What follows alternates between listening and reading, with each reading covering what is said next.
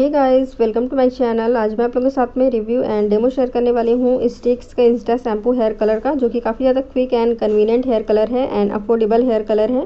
सो ये आपको 20 रुपीज़ में ऑनली मिल जाता है। वर्क्स इन जस्ट 10 मिनट पे ये वर्क कर देता है। नो अमोनिया 100% ग्रे कवरेज देता है ये हेयर कलर। एंड इसमें आपको मिल जाते हैं आलमंड ऑयल एंड नोनी के एक्सट्रैक्ट्स। एंड ये ऑनली आपको 20 रुपीज़ में मिल जाएगा किसी भी लोकल मार्केट, या फिर आप इसको ऑनलाइन भी परचेस कर सकते हो। एंड पीछे सब कुछ मेंशन किया गया है, इसको कैसे यूज़ करना है, कितने टाइम तक अप्लाई रखना है और कैसे वॉश करना है, सब कुछ मेंशन है यहाँ पे। और एक बार आप लोग इसका सेंसिटिविटी टेस्ट ज़रूर कर लीजिएगा। अगर आपको इससे इरिटेशन हो रही है तो इसको आप यूज़ मत करिएगा, क्योंकि सबकी स्किन अलग टाइप की होती है। सो अगर आपको इरिटेशन हो रही है तो आप इसको यूज़ मत करिए। सो कुछ इस टाइप की ऐसे में आता है। ये काफ़ी ज़्यादा अफोर्डेबल हेयर कलर है ये। और मैंने जो लिया है ये बरगंडी शेड है। आप कोई भी शेड ले सकते हो, आप जो लेना चाहो।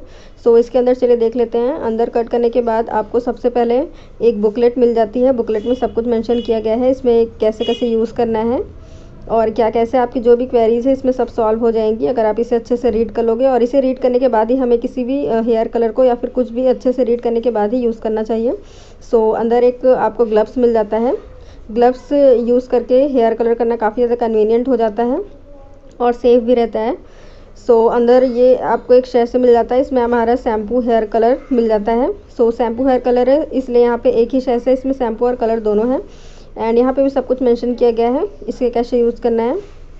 और हेयर कलर को कभी भी मिक्स करने के लिए हमें कांच की बॉल का यूज़ करना चाहिए। और यहाँ पे एक मार्क दिया गया है कट करने के लिए, आप वहीं से इसको कट करिए। सो इससे लीकेज होने के चांसेस नहीं रहते हैं। सो कुछ इस तरह से हमें इसे इसमें निकाल लेना है कांच की बॉल में, और इसे अच्छे से मिक्स कर लेना है प्रॉपर। जब तक कि हमें हमारा बरगंडी कलर न मिल जाए तब तक हमें इसे मिक्स करते रहना है कुछ इस तरह से। सो वीडियो पसंद आए तो प्लीज़ वीडियो को लाइक करिए, अपने फ्रेंड्स के साथ शेयर करिए, और मेरे चैनल को अभी तक सब्सक्राइब नहीं किया तो सब्सक्राइब करिए ऐसी और भी इंटरेस्टिंग वीडियोज़ देखने के लिए। सो इस हेयर कलर को अप्लाई करने से पहले आप अपने हेयर को अच्छे से वॉश कर लीजिए। वॉश करने के बाद ड्राई कर लीजिए। ड्राई करने के बाद इसे अप्लाई करना है। और अप्लाई करते समय आप लोग ग्लव्स का यूज़ ज़रूर करिए। ग्लव्स वियर करने के बाद ही किसी भी हेयर कलर को हमें यूज़ करना चाहिए। सो इससे हमारी सेफ्टी बनी रहती है। सो कॉम्बिंग करते हुए हेयर कलर अप्लाई करने से हेयर कलर अच्छे से अप्लाई हो जाता है सारे हेयर में, और कोई भी एरिया छूटता नहीं है। सो इस तरह से कॉम्बिंग करते हुए हेयर कलर को अप्लाई करना चाहिए। और फ्रेंड्स, आप और भी हेयर कलर्स का रिव्यू एंड डेमो देखना चाहते हो तो मेरे डिस्क्रिप्शन बॉक्स ज़रूर चेक करिएगा, और आपको मेरी प्लेलिस्ट भी मिल जाएगी। वहाँ पे बहुत सारे हेयर कलर का रिव्यू एंड डेमो मैंने करके दिखाया हुआ है। सो आप वहाँ से एक बार ज़रूर चेकआउट कर लीजिएगा। और हाँ, आप किसी स्पेशल हेयर कलर का रिव्यू और डेमो चाहते हो सो आप मुझे कमेंट सेक्शन में बताओ, मैं वो वीडियो ज़रूर लेके आऊँगी।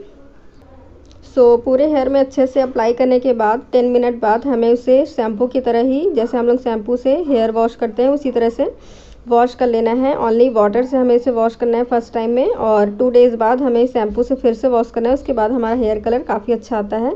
सो आप लोग ये वाला ट्रिक ज़रूर ट्राई करिएगा, इससे आपका हेयर कलर काफ़ी अच्छा आएगा। और हेयर कलर फर्स्ट टाइम में वॉश करने के बाद पानी से अगर आप लोग हेयर ऑयलिंग कर लेते हो, हेयर ऑयलिंग के बाद अगर आप शैम्पू करते हो तो आपका हेयर कलर काफ़ी अच्छा आता है।